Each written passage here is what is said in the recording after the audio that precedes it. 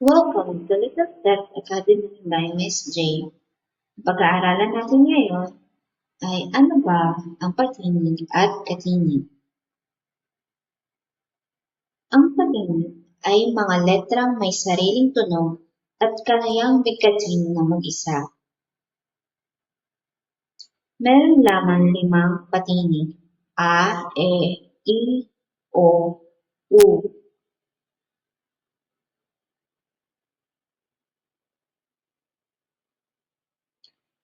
Halimbawa, A sa aso, I sa eroplano, I sa isda, O sa oso, at U sa ubas.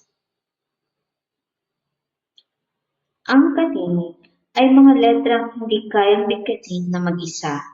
Kailangan nila ng patinig upang makabuo ng pantig o salita.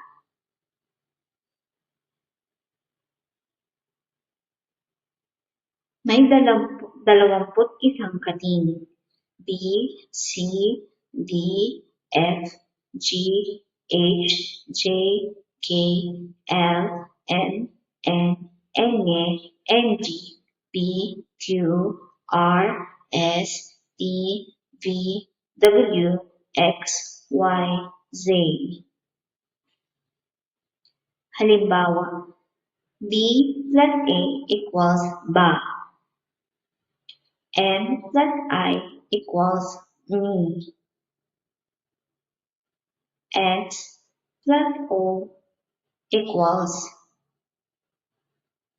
so. It's playtime. Maglalaro tayo ng ang misyon ni patinig at katinig.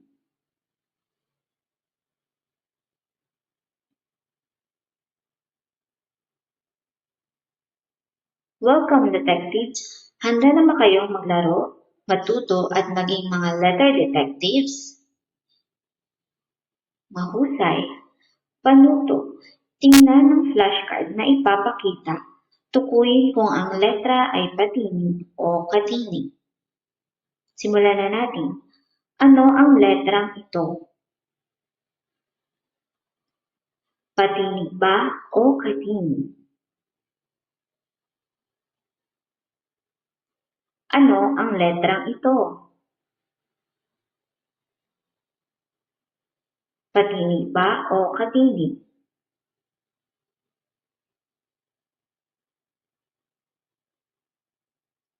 Ano ang letrang ito?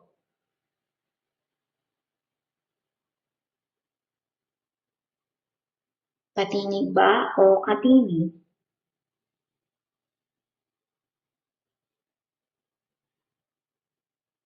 Ano ang letrang ito?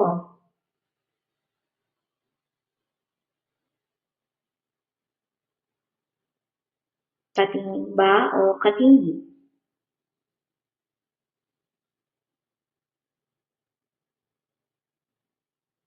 Ano ang letrang ito?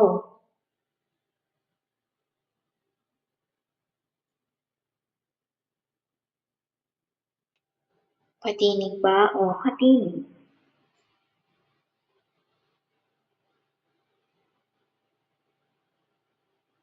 Ano ang letrang ito?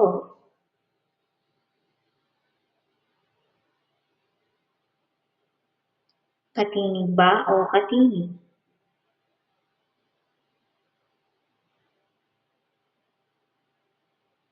Ano ang letrang ito?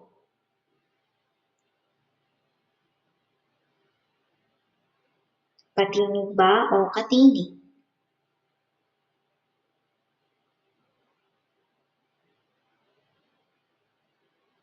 Well done, mga bata!